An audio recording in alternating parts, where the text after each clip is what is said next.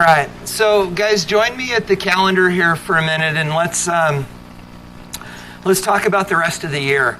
So you know that we have some deadlines coming up. Some of those deadlines are today. Some of those deadlines are next Friday. And guys, we've made a couple changes. This has been sort of an interesting year, as you know, and it's required flexibility on everybody's part. So guys, I want to just be really clear about where we are, especially relative to some of these changes. They work out in your favor, but I want to let you know about them. So today, guys, sadly, is going to be our last day in lab. I'm just excited that we actually made it to this point in the year. Hi. But guys, we are going to do our last lab today, and that lab will then be due on the 18th. Guys, in addition to that, today, your extra credit is due. It has to be printed. We've been saying that all along. I don't want you to email me things. I need hard copies of your labs. Guys, they go in the basket, and you need to turn those in before the end of the day today. I'm leaving at 1:30. So they need to be turned in by 1:30 today. So please get those submitted. I know a lot of you have them in front of you right now, and as we go to lab, you can just huck a staple in and throw them in the basket. So guys, that sort of catches us up to now. We are about to look at a homework assignment that will then be due by midnight tonight. And guys, this is a big change. The homework that you turn in today will be the last homework of the quarter, of the year. Here's the change. So guys, on Tuesday, that was to be the last homework assignment of the quarter. We were going to go over an idea called titration. Frankly, the reason that we were doing it is because we were preloading for AP next year, because it's something that you need to understand. But we realized that in just throwing it in at the end of the year, those that are moving on to AP probably wouldn't remember it, and it's just going to feel like this weird thing thrown at you at the end of the year. And then we also realized that we don't have any time in our calendar to settle the lab. In the same way that we checked out lab drawers, we need to check them back in. So guys, Tuesday is completely different. There will not be lecture. There will not be another homework assignment. Guys, on this day, we're going to spend the first 15 to 20 to 25 minutes getting labs shut down for the year, and then the remainder of the time is going to be yours to study for the test that you have on Friday. Now, guys, understand that this also works to your advantage if you're doing extra credit, because right now we have 10 homework assignments. That's 100 points of homework stuff. If we get rid of one, then it's only 90, which means any points that you earn in extra credit are now more heavily weighted because there are less points in that category. So guys, this actually works out hugely, almost embarrassingly, to your advantage. Everyone's going thumbs up. So guys, with that said then, Tuesday is going to be different. We know about that now. And then guys, Friday is the last test of the quarter, the year, and we're done for the year. This is another change, however. I know that I said that all of your late work is due on Friday, and that's still the case. But the last time we talked, I said late lab work is due at the end of this class period, and then late homework is due before midnight tonight. We're changing that. Guys, all late work is due at the end of the class period on Friday. I'm realizing that if I wait until midnight, I don't have time to go back and hand calculate your grades, because I hand calculate your grades with extra credit. So in order to give me time to get your grades finalized, guys, we're going to say the deadline for everything is when the bell rings at the end of first period on Friday. So, guys, any questions about the calendar or those changes? We good? You guys are settled? Okay. So, guys, let's turn our attention to homework and see where we're at with that. So, we've got this KC assignment that we need to dig into, and that's not it. So, let me put that away. And, guys, this is the one we need to look at. So, I turn it to you. What questions do you have?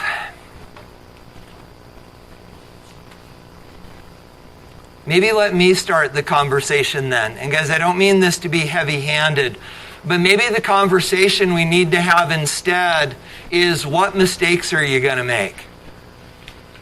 Because when I grade this test, guys, it's like there are 2 or 3 mistakes that people make, and they do it over and over and over again. So guys, where do you see the pitfalls in this process that you need to be thinking about when you do the test? Yeah. Oh my gosh, that happens all the time. Guys, people lose track of their exponents. A lot of times what you'll see is they get the exponents in this, and then they get rid of them when they go down to do the math. So guys, please keep track of exponents. Another one, yeah. That happens all, and actually it's funny because people will even put plus signs between these things. Guys, don't add, multiply. And then there's 2 other big mistakes I see. It was funny, I was sitting down yesterday to help people after school, and they were all doing this because they were hurrying. Guys, remember that it's right over left. And I know that doesn't have context because you don't have the balanced equation in front of you. But what'll typically happen is people will see the balanced equation and they just take the first part, the reactant side, and put it on top. Because this is first and they just put it on top. Remember, guys, it's right divided by left. So make sure you put the products on top. And then, guys, the other mistake that I see frequently is forgetting units. Understand that KC does not have units, but if you're solving for, it's molar. So make sure you're keeping track of units. And then, guys, remember this. These numbers have meaning. If the number is bigger than 1, the equilibrium lies to the product side. And if the number is smaller than 1, the equilibrium lies to the reactant side. So, guys, any questions about any of this? You all good? Can we put this aside? Oh, go ahead. Just in general? Go ahead. The which? Oh, the 1 point. So in order to solve this, what I did is I multiplied these together. So I'm going to be really bad with significant digits. But I multiplied those together and I got 0.5x. Then I brought it up. And so 2.4 times 0.5, dividing it by 2 functionally, is 1.2x. So I brought these together, then brought it up, then I multiplied these together, and that got me here, and then divide by the 1.2. Is that okay? What else, y'all? You guys good? We okay? Okay, so guys, you can get rid of this homework, put it away. Please make a mental note or a physical note to turn this in before midnight tonight. And again, guys, this is your last homework assignment of the year. That's weird. Last homework assignment of the year. So, guys, one other thing to mention before we transition into the lab. So I handed out just a minute ago, and you didn't even know this, I handed out invitation slips for students that are doing AP next year to come join our organizational meeting. If you're taking AP next year and you did not get one of those slips, you need to come and talk with me because I don't have you on my list for next year. So even if you're still toying with the idea, if you have any interest in doing AP next year, guys, please come and talk with me sometime during the period so that we can get you kind of included in the conversation. Okay, so you guys ready to go in the lab? All right, so guys, grab the lab. And you know that this is due on Tuesday. Let me get rid of this. Let me get some writing utensils. Let me get rid of this, which means I can get rid of this, which means I can grab a hold of this, which means I can do this and this and this. All right, so guys, you need a pencil, not a pen. You need a pencil in hand. If you only have a pen, write lightly because you may be making changes. But guys, join me in the lab and let's talk about what we're going to do. So guys, this lab is all about Le Chatelier's principle. And you remember Le Chatelier's principle is this idea of same side does the opposite, opposite side does the same, right? And so when we say same side does the opposite and opposite side does the same, we're talking about concentrations going up and down. Well, guys, today in lab, we're going to prove to ourselves that that actually works. So then the question is, how do we see concentration going up and down? And the answer is pretty colors. So guys, look at the balanced equation with me that you're going to be mucking with. It's right there in front of you in the lab. Guys, here's what we're going to do. We are going to carry out this equilibrium reaction. Right there is the equilibrium symbol. So we have the reactant and we have the product side. Now guys, here's the thing that makes this useful. One of the reactants in this reaction is actually what is called cobalt hexahydrate ion. And guys, cobalt hexahydrate ion is a very vivid pink color. But then guys, if you look at the product side, one of the products, not the water, but the other one, guys, one of the products is what is called cobalt tetrachloride ion, and it is a very vivid blue. So what you're going to see is you are going to see this reaction in a test tube changing colors. If you push the equilibrium to the right, it's going to turn blue. If you push the equilibrium to the left, it's going to turn pink. So then, guys, the question becomes, what are we going to do to this reaction in order to push this equilibrium around? And guys, here's the answer. The first thing that we're going to do is we're going to increase chloride ion. Then we're going to increase water. Then we're going to decrease heat. Then we're going to increase heat. Then we're going to decrease chloride ion. And you're going to watch the equilibrium shift as you do this. You understand the big idea? Okay, now guys, we got to talk. How are we going to do this? Guys, I hate the answer to this. In order to get this equilibrium to shift, in order to add enough chloride to get this equilibrium to shift, guys, the only way to get enough chloride into this equilibrium is by using saturated hydrochloric acid. Guys, it's impossible to get hydrochloric acid stronger at room temperature. The only way to make this stronger is to cool it down. This stuff is terrifying. And there's a bottle of it sitting on your counter right now just waiting for you. Guys, if you get this on you, get it underwater immediately, have your lab partner come and get me, and we're going to pack you full of baking soda to make sure that the damage stops. Guys, please be careful with this stuff. But unfortunately, there's no other way for us to do this lab but to use 12 molar hydrochloric acid. So obviously, guys, when you get into lab, goggles go on first and they don't come off, right? Okay. Then, guys, ready for this one? What are we going to do to increase the concentration of water? Come on. We're going to add water. Huh? I know, that's shocking, but... Then, guys, in order to decrease heat, we're going to stick this in an ice bucket. In order to increase heat, we're going to stick it in warm water. And then, guys, this one's tricky. What are we going to do to decrease chloride? How do we decrease the molarity of a solution? Well, we could add everything else, but there's a more direct way to do it. How do we make the concentration of things go down? Do you remember? Precipitate it. So guys, what we're going to do is we're actually going to add silver nitrate to this. And the silver nitrate grabs a hold of the chloride, the silver does, and it forms a precipitate.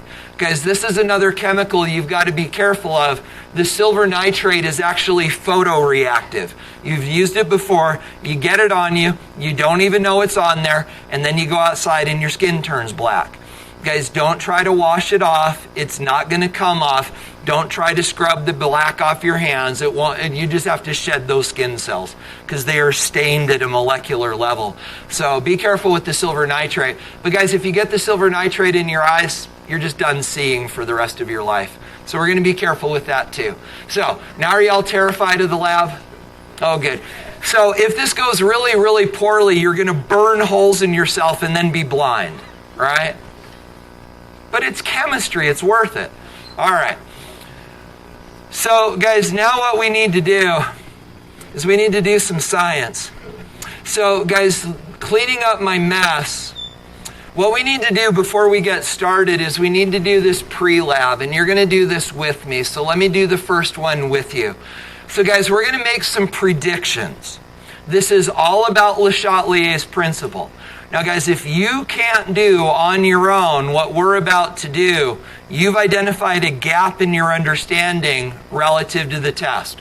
So, guys, it goes like this. Do the first one with me. I would encourage you to write like lightly or maybe not at all, just so you don't make a mess. So, guys, the first change that we're going to talk about is increasing chloride.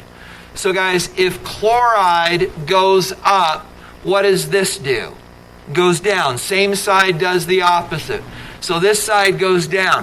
What does this side do? These go up. So this goes up, and then heat goes down as well. So guys, again, same side does the opposite, opposite side does the same. So your question is this: which one increased in concentration? And the one that increased in concentration, do this with me, is the cobalt tetrachloride, and cobalt tetrachloride is blue. So when you add the concentrated hydrochloric acid, you should see this thing turn blue. Get the idea? Okay, guys, make those same predictions for the other four. Do it on your paper right now. Do it on your own. Do it on your own. I'll give you a minute to talk about it in a minute. But guys, right now, do it on your own.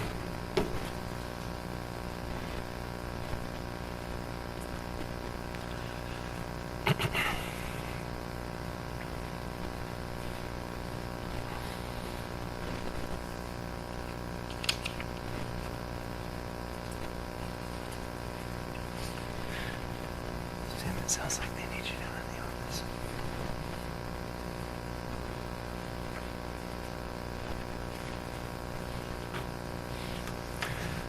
All right, guys, now with the person sitting next to you, come to consensus. Share your answers.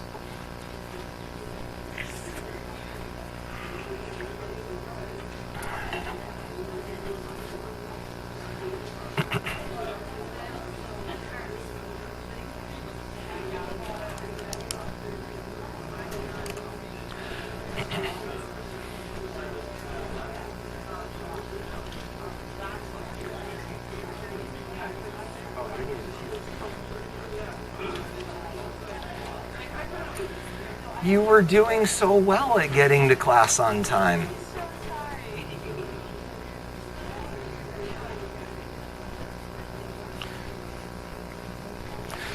So guys, you have about 10 seconds left.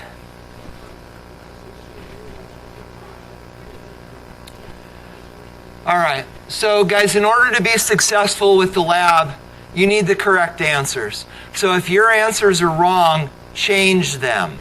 But let's go through this together.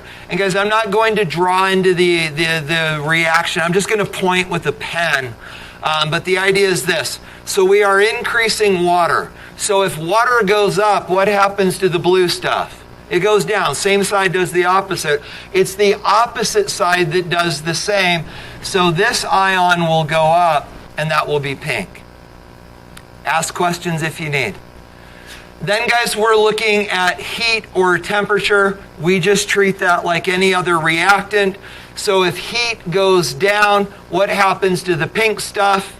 Same side does the opposite. So pink stuff goes up, and that will turn pink. Then, guys, obviously, if decreasing heat did this, increasing heat will do the opposite. But let's talk about it. So if heat goes up, that goes down, this goes up, blue stuff goes up, and you'll see it turn blue.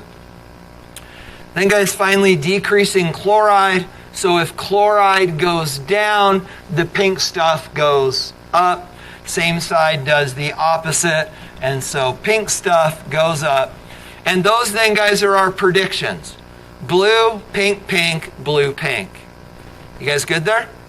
Okay. Now, guys, what you need to do, and I will leave this on my screen to make it easier for you, flip your lab over on the back and transfer these answers to the data chart. Notice that you've got the same 5 changes: increase chloride, increase water, decrease, and then increase heat, and then decrease chloride. And there is a place for predicted colors. They go blue, pink, pink, blue, and pink.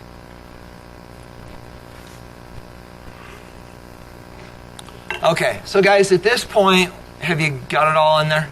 Okay, so at this point, guys, let's then talk about how this is going to work. You'll notice down the left-hand side, no, still in the back, down the left-hand side, you'll notice that you've got the step numbers that indicate the changes that you were actually already talking about. Then you've written down your predicted colors. You'll notice there is not a prediction for the first part because that's our starting point. But then, guys, in the next column, you're going to write down the colors that you see, and then you're going to connect the two together. I predicted this. Did it actually happen? Yes or no? And that's the last column. Good? And then the conclusion questions, just write them on here and you're done. Yeah? Flip it over to the front, and let's read together. So, guys, obviously you understand that this is going to be an interesting lab, but it's also a lab where you got to be paying attention. In that spirit, if you read where it says Part 3 Procedure, you'll notice that there's sort of a parenthetical thought there. Guys, stirring is critical to this lab. You have got to keep things stirred up as you're making these changes. But guys, the problem is this. We don't want to stick a stirring rod inside the test tube because it's going to end up coated in 12 molar hydrochloric acid. And it touches you or you sit it down and you get in it and that's bad. So guys, instead of stirring, here's what we're going to do. We're going to stir by tapping. So as you do the lab, you're going to add and then you're going to tap. Guys, not so hard that things are obviously splashing, but you're going to tap against your hand. Now, guys, you're going to know that you did this well if you don't see color separation in the test tube. If you have color layers in here, you're not stirring efficiently. So, with that said, guys, reading the lab with me. When you walk into lab, here's what you're going to see. A blue test tube stand with 2 test tubes. These are the test tubes we're going to use, 1 per group. Then you're going to see a bottle of hydrochloric acid and a bottle of distilled water. Guys, that means you've got to get your goggles on immediately because the acid is already in your area. So goggles first. Then let's read.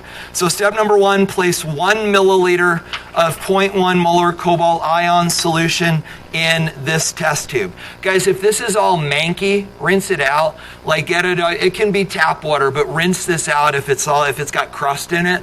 But rinse it out, and then 1 milliliter. Now, guys, I think you know this, but let's make sure.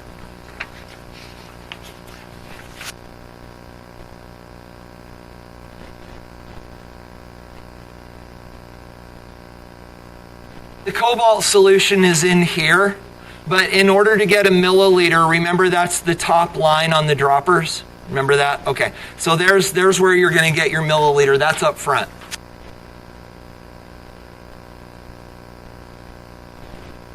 Reading along, step number 2, record the color. Step number 3, stand the test tube in an Erlenmeyer flask. So guys, we're going to transfer the test tube to an Erlenmeyer flask because then you can see what's going on. Then guys, reading along, step number 4, add concentrated HCl to the solution, 1 drop at a time. And guys, as best you can, try to land the drops in the bottom of the tube rather than let them run down the side of the tube. Try to land your drops so they fall all the way into the solution. Okay, so step number 4, add concentrated HCl drop at a time till the color change, then add 5 more drops, record your observations. Step 6, add distilled water to the same solution, drop by drop until the color changes again, record your observations. Now guys, step 6. This is where you're resetting the equilibrium. Read with me. It says slowly add drops of concentrated HCl just until the solution becomes purple. Guys, where's purple? Halfway between blue and pink.